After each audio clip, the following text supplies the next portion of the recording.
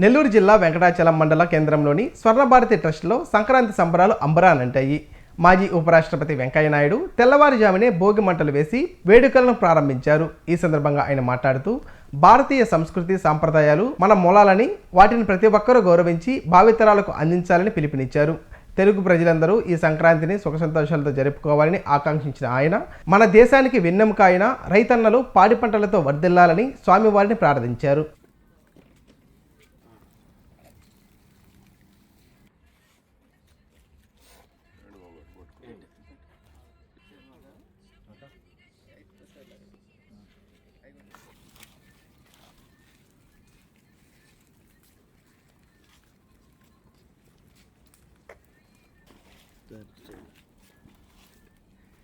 సంక్రాంతి అంటే పండుగ మాత్రమే కాదు, కొత్త ఆశల ఆరంభం.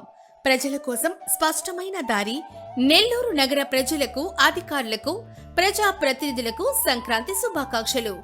నెల్లూరు నగరమంతా సంక్రాంతి వెళ్లి విరియాలని, ప్రతి లోగిలిలో సుఖ సంతోషాలతో ఉండాలని కోరుకుంటూ ఇట్లు పోలుబోయిన రూప్ కుమార్ యాదవ్, నెల్లూరు నగర ఇన్ఛార్జి మేయర్.